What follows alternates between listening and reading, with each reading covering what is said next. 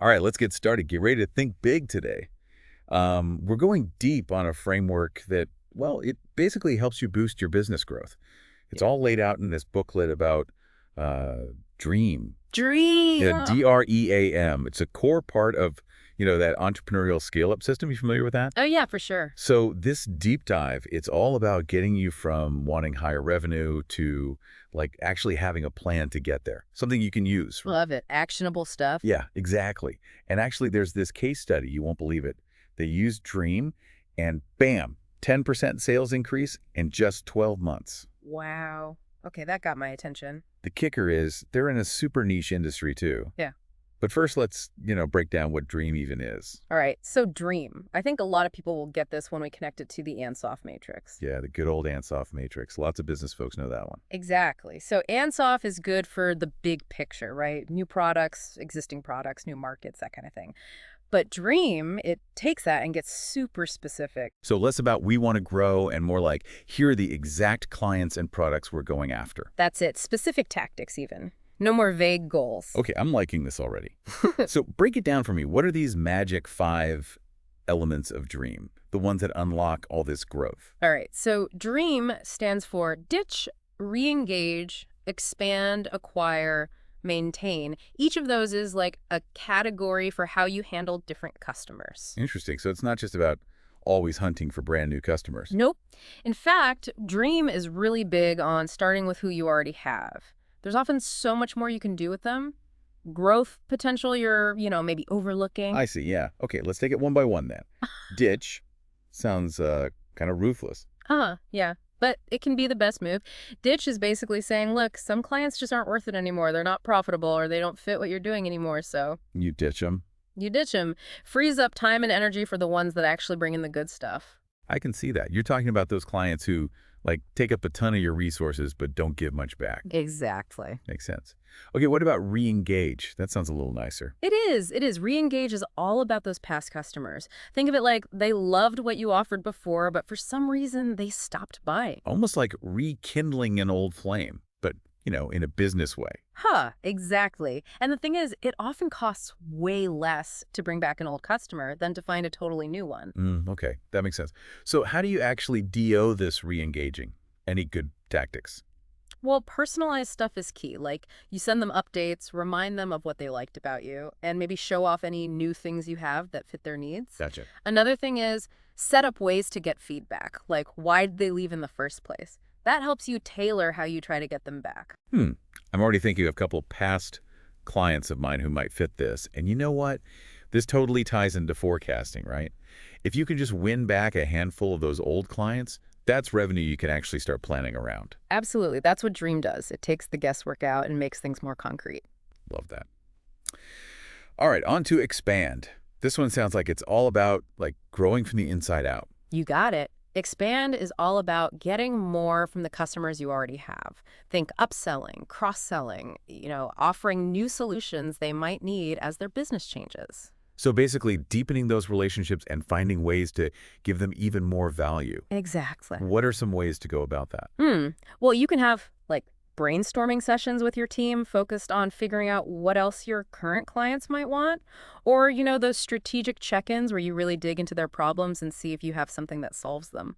And by setting like actual revenue goals for each of those expansion strategies, Right. you can build that growth right into your financial projections. Exactly. Moving away from wishful thinking and more towards a data-driven way to get that revenue. Makes sense. Oh. Let's talk about maintain. I'm guessing this is all about keeping those really good, steady clients happy. You got it. Maintain is about identifying those clients who, well, they just bring in consistent money without you having to constantly push for growth. They're your rock stars. The ones that keep the lights on, right? Exactly. And to keep them happy, it's about doing those little things, but efficiently. Like sending a thank you note, maybe giving them exclusive content or early access to new stuff. Show them you appreciate them without breaking the bank. Yeah, I like that. And from a forecasting perspective, having these maintained clients gives you a solid base for your revenue projections. You know they'll be there, contributing steadily. That predictability is gold. Okay, and finally, we've got acquire. I bet this is where we finally go after those shiny new customers. Yes, but Dream is all about being super focused with this part. So no more of that, like throwing stuff at the wall and seeing what sticks approach. Nope. It's more like you identify specific businesses you want to work with, you do your research on them, figure out their needs, and then you go after them. All right. Challenge accepted. I'm Right. already thinking of a few I'd love to land. That's the spirit. And once you've got those ideal clients in mind, there's a tool called the lead generation matrix that can help you, brainstorm and prioritize the best ways to reach them. We won't get into the lead generation matrix today, but that sounds healthy. And remember, you can always use data you already have or just market research to project how much money these new clients might bring in. So there we have it. We've walked through all 5 parts of DREAM. Ditch, re-engage, expand, maintain, acquire. It's a pretty cool way to look at not just different types of customers, but also how those actions can feed into your revenue forecasts. Yeah, it all ties together. Dream is really about getting your efforts aligned with your goals. It gives you a real roadmap for growth that isn't just, a hope and a prayer. I like that. And it's not just theory either. Coming up, we've got a really cool case study about a company that used DREAM and, well, let's just say it made a big difference. You mentioned a case study earlier. I'm dying to hear about this company and how DREAM actually worked for them in the real world. So this case study, right? It's about this company, Clifford Springs. They're a great example of how Dream works, even if you're in a really specific market. Okay, you got me hooked. Yeah. Tell me about Clifford Springs. What do they do? They make springs, but like specialized ones, the kind that go in seals and valves, that sort of thing. Not exactly the kind of industry that's, booming with growth. Yeah, that's niche for sure. What kind of problems were they facing? Oh, the usual. Sales had been kind of flatlining for a while. Actually, maybe even dipping a bit. They knew they had to change something, but, weren't sure where to start. So that's where DREAM came in. Exactly. As they went through the framework, they realized that their biggest opportunity was actually with their old clients, the ones they'd lost. Those old flames we were talking about. Yep. They had all these past customers who, for whatever reason, had stopped doing business with them. So how did they use DREAM to, rekindle those relationships? They got really targeted. Instead of just blasting out some generic marketing campaign, they actually tailored their messages to each individual former client, based on their needs. So they might have reminded them of past projects they'd worked on together or highlighted new products that would be, specifically useful for them. That's it. They basically showed those clients that they understood their businesses and had solutions for their specific problems. Okay, smart. Yeah. What kind of results did they see from that? Well, within a year, their sales were up 10%. Remember, this is a company in a really niche market that was basically struggling to even stay afloat. Wow, that's impressive. So DREAM helped them win back a big chunk of those lost sales. Yeah. What happened after that? It kind of created a snowball effect. They kept using the dream principles, right? Focusing on growing those relationships with the clients they had and being smart about acquiring new ones. So they built a more sustainable growth strategy with DREAM as the foundation. Exactly. And eventually, their success caught the eye of a bigger company that was looking to, acquire businesses in their field. Wait, they got bought out. That's amazing. Yeah, it was a great outcome for them. And it really shows that dream isn't just about short-term wins. It can actually help you build a business that's healthier, more valuable in the long run. Clifford Springs is like a textbook example of how DREAM can work, even when you're in a really specific market. Makes you wonder what's possible for businesses with, a wider reach. Absolutely. It really shows the power of being strategic and focusing on your clients. Okay, so we've talked about the theory behind DREAM, and we've seen it work in the real world, but let's bring it back to our listeners. How can they actually put this framework into practice in their own businesses? Well, one of the biggest things is accountability. You mean making sure that DREAM doesn't just become another one of those plans that sits on the shelf gathering dust? Exactly. So to make sure that doesn't happen, you assign ownership of each dream category to someone on your team. Like have one person be in charge of the ditch stuff, another person focused on re-engage, and so on. So you're basically breaking the framework down into concrete actions and making sure someone's responsible for each piece. Makes sense. That's how you turn plans into results. And speaking of tools, the booklet mentions a few that work really well with Dream. The lead generation matrix, SmartWeb, and Smart90 planning. Can you give us a quick rundown on those? How do they connect with Dream? Sure. So we talked about the lead generation matrix a bit earlier. It's great for brainstorming and figuring out the best ways to, generate leads for those new clients you want to acquire. It helps you match your approach to the specific kind of prospects you're after.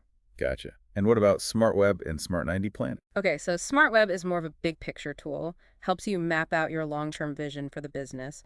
And then Smart 90 planning is all about breaking down those big goals into smaller 90-day action plans, more manageable, you know? So it's a way to take those dream-inspired goals and make them happen step by step. Exactly. Dream becomes an ongoing process woven right into how your business operates. This is really starting to feel like a whole toolbox, Okay. all these different tools and strategies working together for growth. Dream is the foundation, and then these other tools help you build on that. I like that analogy. It's a holistic approach. Yeah. And it all starts with understanding those 5 parts of dream and putting them into action. Before we move on, I wanted to touch on those examples from Scale Up Radio that were mentioned in the booklet.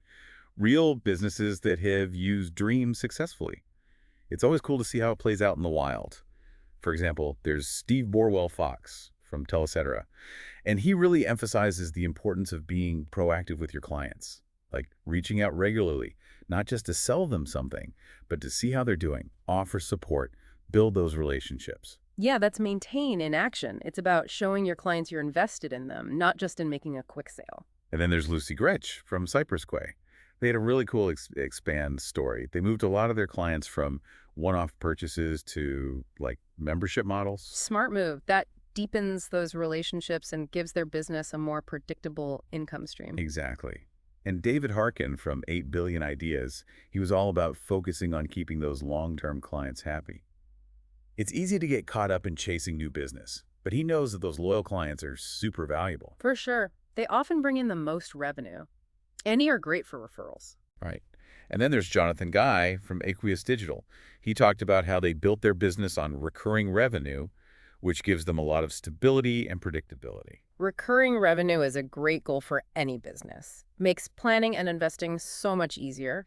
And when you combine that with like a laser focus on keeping your clients happy like Aqueous Digital does, you're setting yourself up for long-term success. And then we've got Ross Laya from Macrofin. He was really good at using referrals and his existing relationships with CFOs to get new business. Classic acquire strategy, but done in a way that leverages trust. Exactly. Instead of cold calling, you're coming in with a warm intro.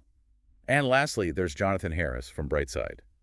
He really believes that being transparent with your clients is one of the best ways to keep them around. Transparency is huge. It's all about building trust. Clients need to know you're going to be straight with them, even when things get tough. It's really cool hearing how these companies actually use Dream, makes it feel more real. But let's shift gears a bit now and think about our listener. What's the big takeaway here? What do we want them to remember? I think it comes down to this. Dream gives you a way to grow your business that isn't like random or just based on luck. It's about aligning what you do with what you want to achieve. I like that. It's about taking control, right?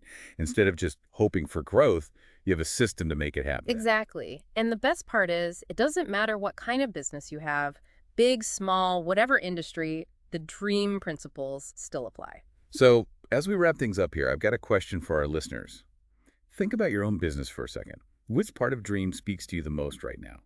Ditch, re-engage, expand, maintain, acquire. Yeah, think about what's going on right now. Are there clients who are just draining you? Maybe some past customers you could win back? Or, opportunities to do more with the clients you already have? Or maybe it's all about getting those new clients. And once you've figured out which part of Dream feels most important right now, ask yourself, what's one small thing I can do this week to get started? Exactly. Maybe it's just picking one past client to reach out to or coming up with a new service you could offer your current clients. It doesn't have to be huge. Just take that first step. And remember, if you want to dig deeper, the booklet we've been talking about has a ton of extra resources to help you actually use Dream in your business. So there you have it, the Dream Framework, a powerful way to boost your business growth. And we've seen proof that it works. Now it's your turn. Go out there, put this knowledge to use, and make those business dreams a reality. That's all for this deep dive into Dream. See you next time.